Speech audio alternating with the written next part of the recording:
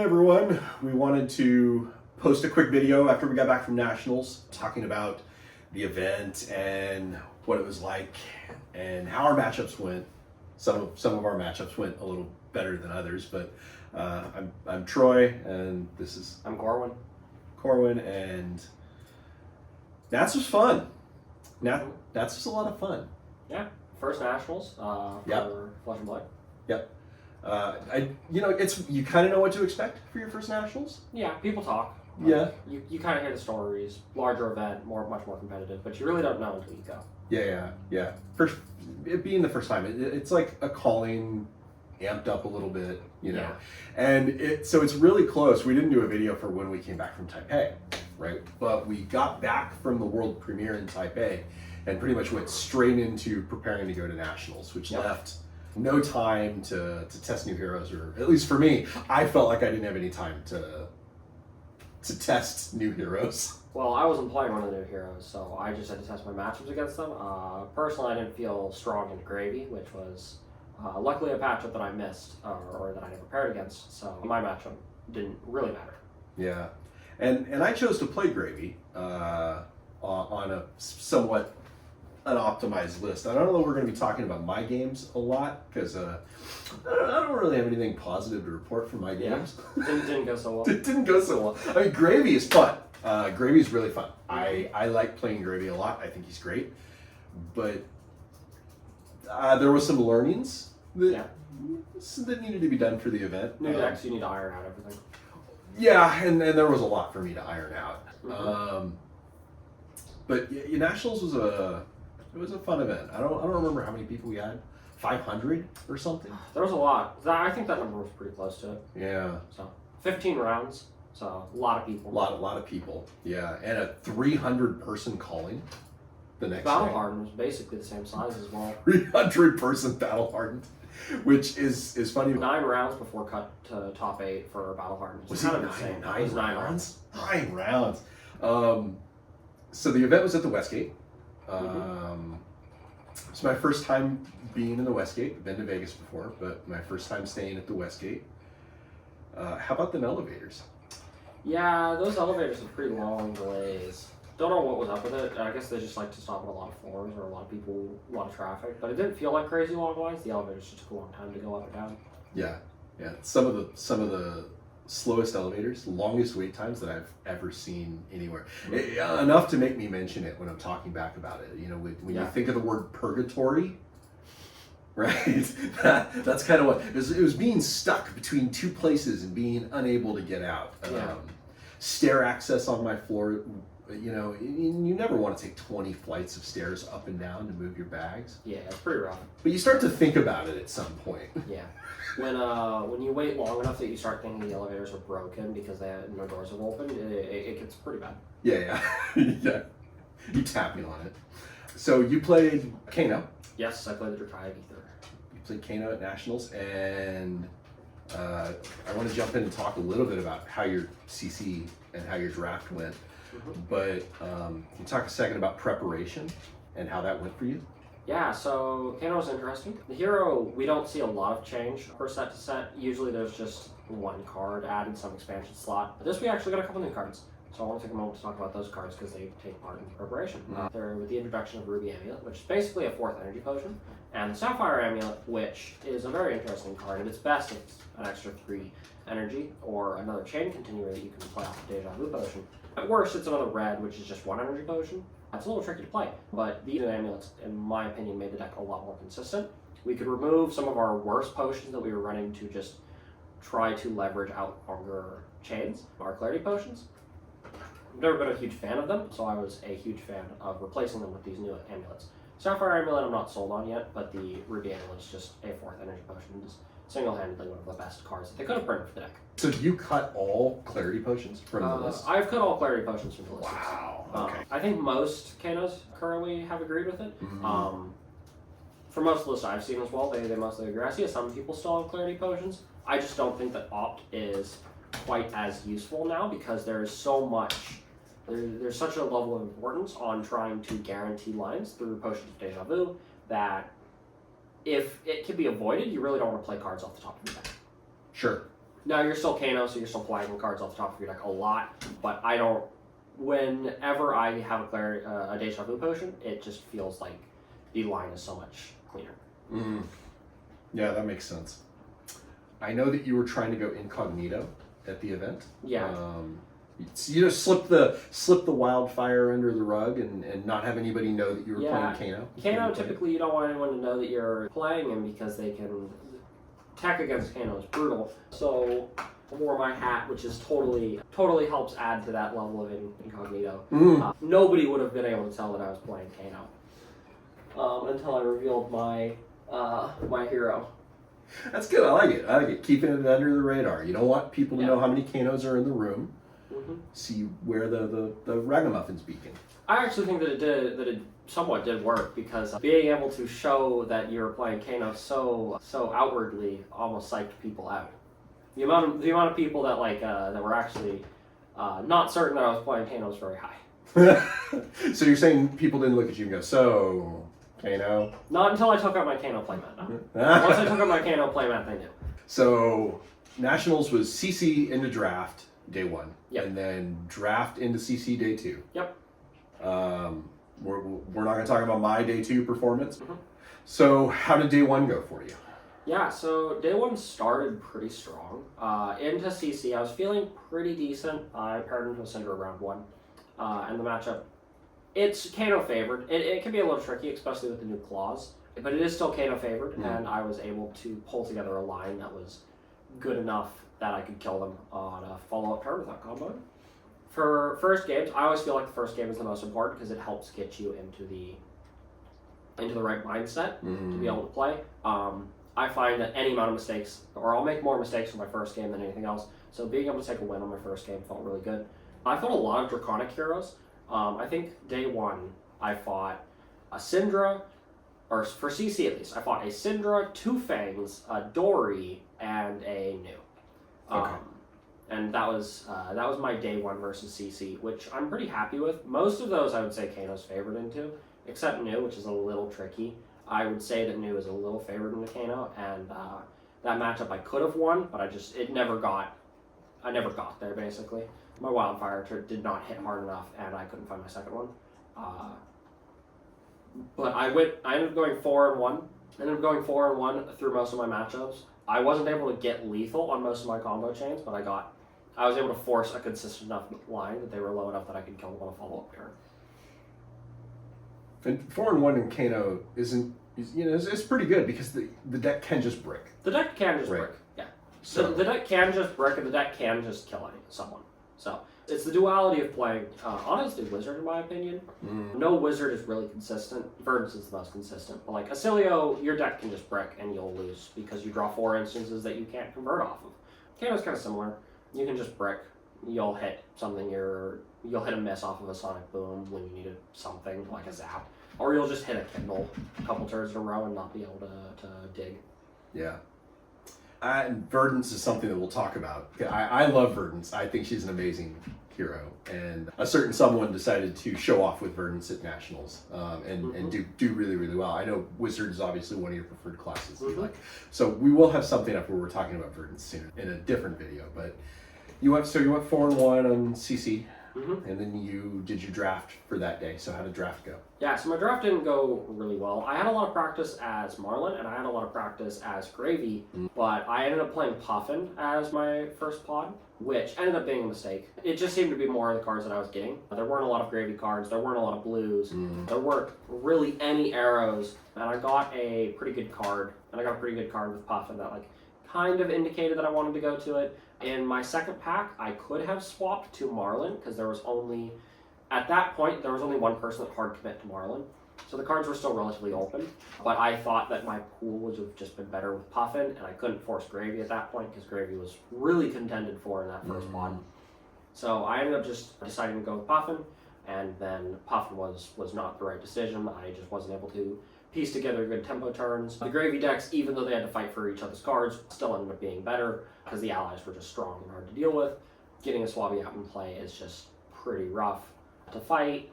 Rigor Mortis is a really great card. Kelpie just destroys Puffin.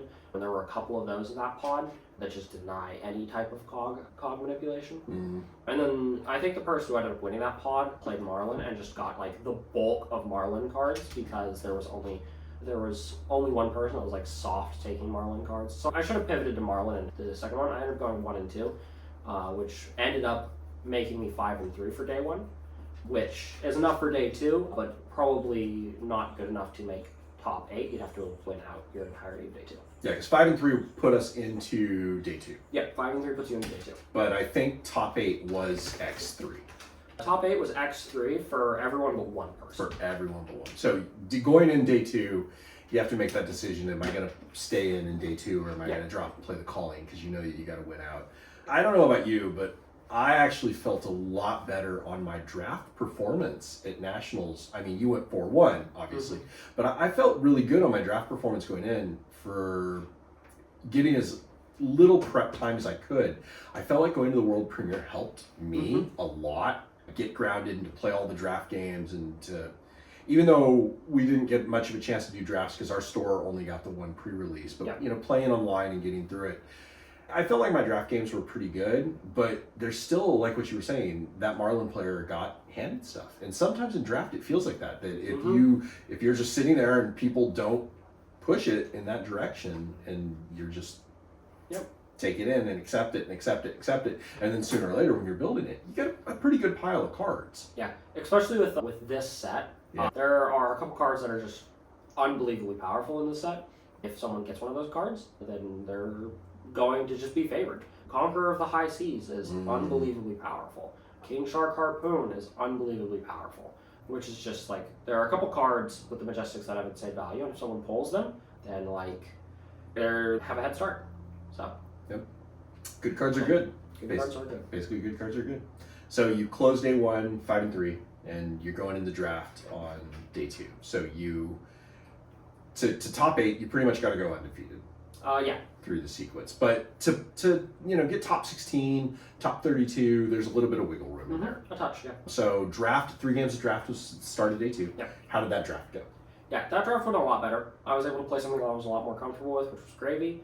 I don't have as many games with Gravy as I do with Marlyn, but I feel like the deck I'm better with it. I like the interactions. I'm very comfortable with the interactions. So I was able to play Gravy, and I got a couple boats. Not nearly as many as I would have liked to, but the boats in the set are very good. Boats are good. Boats are good. I got some boats, I got some blues, and I just stacked blues. The benefit of playing Necromancer in Limited is you just have more blue block 3s than any other deck, really. Like, Marlyn can have a lot, and Puffin can have a lot, but I find consistently that you just get more blue block 3s as Gravy than anybody else, and that's half the reason that that's half because you are just stacking blues as Gravy where you don't really want to as the other ones, and then half just because the Necromancer blues are good.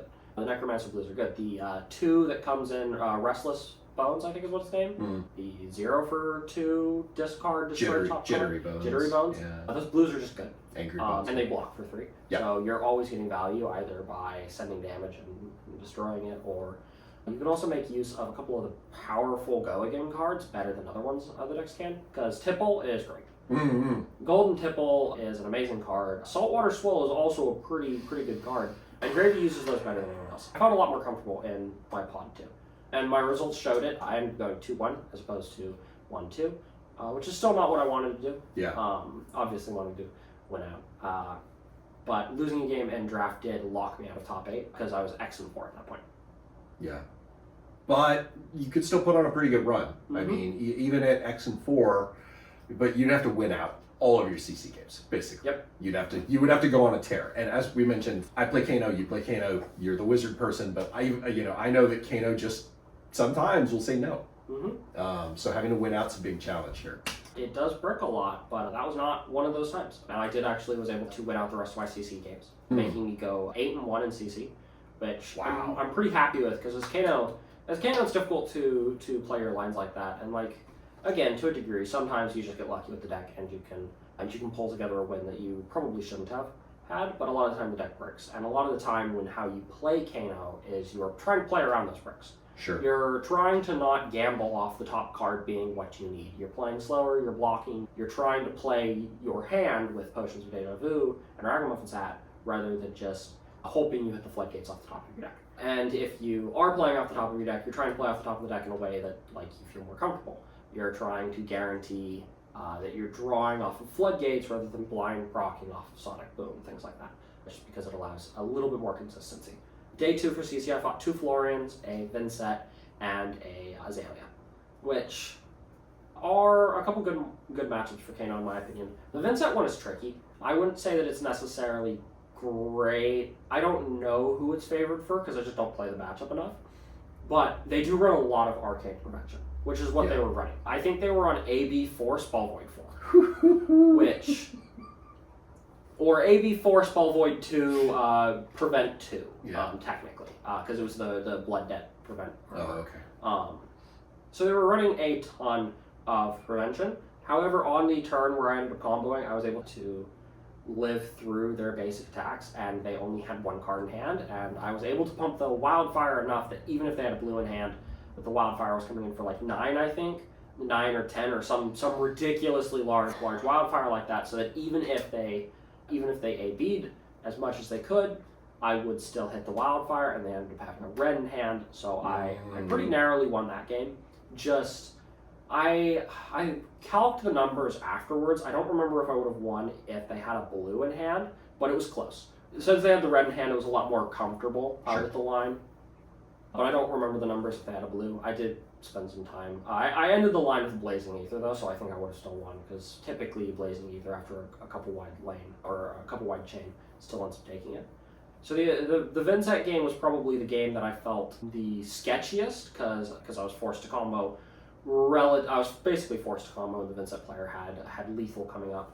It was the combo I was the least certain of. One of the Florian games, I just high rolled. The deck did what the deck does sometimes, and it just blows the opponent out of the water. Yeah. And it did it. I was able to find out that my opponent was playing Oasis Respite rather than Seeds of Tomorrow, which I prefer, because Florian runs one of 2 forms of anti-Kano hate a lot of times, either Seeds of Tomorrow or Oasis Respite. The problem with Seeds of Tomorrow is if I Wildfire, they can play the Seeds of Tomorrow, and if it resolves, then it just prevents the next 5 points of damage. You can play around it if you have 2 Wildfires, because you can just Wildfire, they Seeds of Tomorrow, you Wildfire again. It's not great, but like it works a lot of the times if you have the second Wildfire. They had Oasis Respite, which as I mentioned I prefer a little bit. I just find it's a little easier. You can let it resolve. But he pitched Oasis Respite. Basically no Florians read both of them, so I knew he had an Oasis Respite, and he kept the card in Arsenal the entire game, so I knew he had it. So I just waited until I had 2 Wildfires, sent one, he played it, I responded with the other one, and I Wildfired, and then I just continued the chain into a Blazing. Like the deck performed really well in that game. Azalea is just a race. It's just, do you win or do they win? You can't block consistently because they dominate. He won the dice roll and he went first. He blind flipped. He did not hit a dominate arrow, so I was able to basically block out his entire arrow, which is nice. Preventing that free damage is always the goal. And then I drew up my 4 cards. I had a Wildfire and an E-Pot. I searched 2, found an E-Pot, played the E-Pot, arsenal the Wildfire, and killed him on the following turn, because the deck just did insane things. So I was luckily able to win the race against the Azalea. The final game against Florida, which was also my 15th match, that was my final match. I played the line kind of slow. I tried to block out, just get potions. He wasn't running anywhere near as much tech as the previous Florian was. I don't think it was on Seeds of Tomorrow or Oasis Respite, and he wasn't running as much AB. I think it was just Diadetic and Boots, so AB2, Spell Void 2 if the trigger is met. I played slow. He high rolled pretty high actually. He had a Channel Mount Heroic into a Channel Mount Heroic. So he was able to send pretty consistent Rune Rager for 6, Enlightened Strike for 8, go again, attack, and then did that again. So he was hitting pretty hard, and I was losing a lot of life. Ultimately, it came down to I had the entire chain in my hand. As mentioned, I like playing off Deja Vu. I had the entire chain in my hand. I counted it. I sent the Wildfire. The Wildfire hit for the number I thought. I counted again, and I was like, and I had everything, but I needed the Sonic Boom to hit a Zap. If it hit a Zap, I would win. If it hit anything else, I would probably lose because he was sending lethal CNC damage. And it hit a Zap, so I took it. Which was more likely than not, because the majority of my deck is Zaps, and Sonic Boom makes it free, so if it would cost more, I would have still taken it. Luckily, it did work, and I did hit a Zap, so I was able to take that win. Nice. So you went 11-4 during the event, so what did you finish? I finished, I think, 26th. 26th? I think I finished the bottom of the X and 4s, unfortunately. Probably my round 2 loss, or my round 2 loss to Michael Hamilton probably did it. Yeah. Yeah. Yeah. So you went 8-1 in CC? I went 8-1 in CC. You went 8-1 CC. 8-1 in CC, and your only loss to Michael Hamilton is. It's not bad. It's not bad. It's an acceptable win. So you finished 26th, which is low on your tiebreaker, but basically 1 game out of top 8. 1 game out of top 8, presuming I wasn't the person who built that. So I mean that's a great run. So congratulations on your nationals run. Plan on doing better next year. Better. Yeah, better. Plan on doing better next year. I didn't get top 8 last year, or this year. So. That's fair. That's fair. Always room to climb.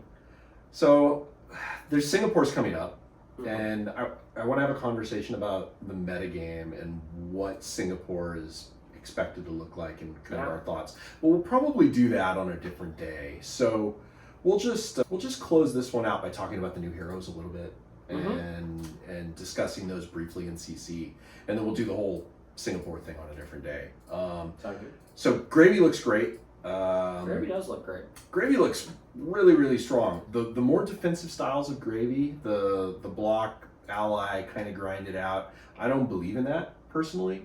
By what I'm looking at right now, a lot of go again, a lot of damage, a lot of boats, right, into an ally to end the turn. Looks pretty good. And then every now and then Gravy will just decide to go, well, I can get go again for 2 of my allies and send a command and conquer through and send the allies through and summon another ally and drop a thing in arsenal. You don't get those turns very often, but then again, you don't need to. You don't need to. You only need 1. You only need 1. If you're sending 14 points, 15 points with some disruption, with a block, with a little bit of filter and a little bit of setup, that's pretty strong. Yeah. So, Gravy, I think Gravy is going to be very strong. There's always the argument of, oh, new hero, we don't understand balancing yet, people don't know how to play against him, and that's definitely true. But I don't think that we'll quite see what happened with Syndra, because Syndra basically won 2 callings and then crashed, and then she hasn't won an event since, or basically hasn't won an event. But she got second a few days ago. She did get second in the calling. I don't think that he'll follow the path that Syndra took quite that much. I think that he'll still remain quite a dominant hero. I think that you just get way too much value off of some of his cards. Some of these new pirate cards, some of these new allies are just really strong, and I think that the way that he can get value off of them is kind of crazy. I agree that block Gravy is probably not the direction the hero wants to take. Yeah. I just think that there are too many heroes that are advantageous when opponents take that playstyle. You just mentioned Syndra. I think that when Gravy plays slow, Syndra kind of steamrolls him. In the same way that she's kind of strong into Verdance and Florian. There are some decks that want the opponent to play slower to give them space so that they can throw these insane Spreading Flame, Wrath of Retribution, Kunai, Blood Runs Deep, Kunai off Flight Path turns, right? And Syndra does that amazingly. I don't think she's the only hero. I think Marionette likes a little bit of space. They can play without it, but there are some heroes that like space. Acilio, Syndra, Arachne, Kano, that like it. So I do not think that he will benefit playing slow. I think that playing this tempo mid-range, this disrupt build is definitely the way to go. Because he has amazing disruption. Anka denying Mask of Momentum triggers, denying Sigil of Brilliance triggers. It's going to be brutal to those heroes. Sawbones being able to prevent on hits is really powerful. Loot the Hold. Loot the Hold is just good. pure hand disruption. Pretty Conqueror good. of the High Seas is probably one of the best forms of arsenal disruption, aside from Codex Leave No Witness. Yeah. The deck is strong. I think the deck is strong and will be something that people have to test for against. And as you mentioned, like with Syndra's pop off in the beginning, that how much of that is just Mask of Momentum is back? I don't remember how to block Mask of Momentum. So especially with Flick Knives, we're getting a lot of this, relearning how to play the hero. I don't think that's going to happen with Gravy. I think he's going to be up there. Yeah. I think unlike Syndra, where she was learned how to play very quickly, Gravy is going to continue getting stronger as people learn how to play against him. People will learn how to play against him better, so people's performance will go up against him, but the deck has a lot of growth, I think. Yeah. And we will see that growth. I don't think he's going to crash. Yep, I agree. What do you think about Marlyn? Yeah, Marlyn's tricky. I haven't seen a lot of Marlyn gameplay yet. I want to see more. I think that she's kind of overshadowed by Azalea right now because Azalea is really strong. Obviously, we saw that. I think an Azalea top 8 of the calling, top 8 of U.S. Nats. So I think that Azalea is really strong right now. Marlyn is currently in her shadows. Now, Azalea is probably going to be LL'd by Singapore. She might not be. But talking purely about Marlyn, some of her lines are pretty strong. Yeah. That hero ability seems like it's made for 3 of a kind. Yeah, her hero ability with 3 of a kind is kind of insane. Being able to have a tunic counter at 3 and a 3 of a kind in hand. No other cards. Play 3 of a kind off tunic. Draw 2 blues and a harpoon. Reload the harpoon from her hero ability. Pitch to Hammerhead and then send the harpoon is like insane value. 1 card and a tunic counter. 1 card and a tunic counter. Being able to send like 10 overpower on hit disrupt, depending upon what the harpoon is, obviously. Yeah. Like, it's undeniably powerful. Yeah. And not only that, but the deck actually has a lot of ways to perform that, because like someone might look at that and be like, oh, well, you did top deck into a harpoon or a codex. Yeah. Because if you find a codex and 2 blues does basically the same thing, because you can pitch like a Codex of Frailty. You're never going to discard off that because you can pitch your 2 to Hammerhead, play the Codex, grab it, and then fire it off the 2 floating. So are you making an argument that Codex is better in Marlyn than it is in Azalea? Than Azalea? Yeah. Yeah. I think the strongest benefit that Codex has in Azalea is it allows you to fire more red in the ledgers. Right. Which is great. Like, I'm not denying. I mean, more red in the ledgers. More red in the ledgers is great. But I see the play lines that Marlyn is capable of is very interesting. Now, I think the issue with that is consistency. Because everyone can go, oh, your combo line is so impressive. But if it only mattered what combo line was, Acilio would be S tier and Kano would be S tier and nothing else would compare to them. Acilio is not S tier. Because you can't Blast to Oblivion turn. There are games you go where you won't be able to chain a Blast to Oblivion combo. Right. Or Or a Gone and a Flash combo, and that's kind of just how the deck works. I'm concerned of Marlyn's consistency. Yeah. I think the deck is unbelievably powerful some of the time. Some of the time. And I think Azalea is more consistent. And I think Riptide might be more consistent. Wow. Okay. Well, I mean, Death Dealer brings so much consistency to Azalea. It really does. And manipulation of the play lines and things like that. And you know, shout out to my buddy Kuba. I love you. Azalea's gone. I don't think that we're going to see it at the top, but I think there's a lot of experimentation still, you know, with the deck. Puffin would be the last one. Puffin, yes. Puffin, the master of Polycranka. Or maybe Polycranka's the master of Puffin. That might be a separate video. But what do you think about Puffin? Puffin's interesting. I like the deck. I'm not sold on it yet. Yeah. Out of Mechanologist, I just don't think that Mechanologist is particularly strong. Aside from dashes that kind of try to high roll. I think Puffin is probably going to like step up and be one of the stronger Mechanologists, and I have seen some gameplay which has convinced me that she's more of a contender than I thought, but I'm not sold on the hero yet. Obviously, it has a lot of powerful cards. Planeteer is amazing. As mentioned, the Cogworks Dovetail or whatever it's called, the 1-for-5 Zeppelin. If you have your golden cogs out or your cogs out, then it's amazing. Obviously, you have these amazingly powerful cards. My fear is that without Treasure Island or a way to really get gold, you don't have a lot of ways to play cogs, unless you're just hard casting the copper cogs from hand, which I think makes the deck perform worse. Yeah. Everybody says it's like a 5 intellect hero, and so I've been playing around with the deck a little bit. I've got some games in with it, and on a lot of turns it is when it works well. When things because you can toggle her hero ability. Yeah. When cogs, when things are going good. Draw a card. It's great when it works like that. It's great when it works like that, and whether you have the gold, so you crack the gold to get the cog, and you go through the sequences that way, or you just make a bunch of extra cogs and stack steam counters on them, or you galvanize cogs into gold tokens. A lot of times it's there. Yeah. And it is a 5 intellect hero, but there's 2 things. Sometimes it's not. And those times that it's not. Yeah. And the other thing is that the way that the deck curves out, at least in my testing when I've been playing it, is it is a 5 intellect hero a lot of times, but it's not like Syndra having 5 intellect, where the cards always have that head jab ability, that 0 for 3 going in.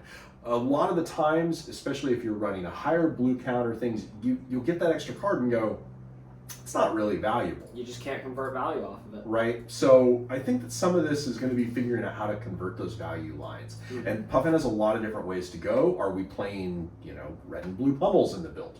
Yep. Right? With all of our big cards. And I'm tutoring a new player on how to play right now. And they're looking at this ship and going, wow, this destroy a card on the combat chain pretty much makes me never want to block. And it's like, yeah, it does that, right? Yeah. So it has that, and you run the blue counts, and you get the Conquer of the High Seas, and the idea of running pummels into that. Obviously, we've been all trying to break pummel since every hero that comes out. We all look at pummel, and we're like, how do we break pummel with this hero? But there might be something there. Maybe Puffin will run the pummel build, but once again, I don't think we really have what version of Puffin is going to be the answer quite yet. So we're close, but I feel like it's Gravy where a lot of people are close, but we don't have the final build. We're like 80% way there. Yeah. 70% way there. Yeah, we're getting there. I think it's a fun hero though. Yeah, I think it's very fun. Yeah, I think LSS did a great job design. Well, and to be fair, all 3 of these heroes I think are fantastic heroes. Hats off to LSS. They did a great job on designing these heroes. I would be happy recommending them to anyone that wanted to play. Yep. I think they're amazing. What's your favorite hero from the set? Mine's Gravy, because listen, I've been playing Necromancer for 20-something years on everything that I play on every game. I am the Necromancer guy. The only thing that makes me sad about Gravy is that now that Necromancer is in the game, and we're expecting to get another Necromancer probably soon. I think the fact that, sorry, I'll let you finish. Yeah. It's just that everything is bound to Gravy. Other than Call to the Grave and Dead Threads, everything is a pirate card, which does make me sad a little bit because I want to be able to use the stuff that I'm playing with right now, maybe on a future Necromancer if I liked it. That's valid. It's not criticism on LSS. It's just me being sad that I can't play more fun cards and more fun Necromancers, because a lot of these Gravy cards are really, really fun. A Vast Ye is really, really fun. Chart the High Seas is really, really fun. So Gravy I've been having a blast with, but what's your favorite? I wanted to bring up the counterpoint first. I'd actually say that the fact that there are actually more cards than what you just named that aren't based off pirate and don't have that watery grave keyword that indicate that LSS is very aware, and I'm presuming that there's another Necromancer coming very soon. Because like Headstone, just the equipment. That's true. Headstone is worded differently than Washed Up Wave. That's true. So there are a couple examples, I don't know the entire list, but there are examples of LSS being aware of what wording they want to use on the equipment. Yeah. And because of that level of detail or attention to detail on that specific part, I'd imagine there's another Necromancer coming in either one of the next 2 sets. There's a new Monarch set coming, so I'd imagine Shadow Necromancer is right around the corner. Brute Necromancer, maybe? Nah, I don't think they're doing dual classes anymore. Dual classes have gone the way of the dodo. So which one of the 3 are your favorites? Gravy is also my favorite. Yeah. So, I like decks that have decisions. I like wizards. I like assassins. I don't like decks that play themselves. Gravy just seems to be the most interesting. I like most of the lines. I like a lot of the cards. I like disruption because it makes my opponent interact. So Gravy is my favorite hero as well. Okay, that makes sense. Well, I think that wraps up our Nationals trip and our quick thoughts around the new set and the new heroes. Thank you guys for hanging out and chatting with us a bit and getting to go through our Nationals trip.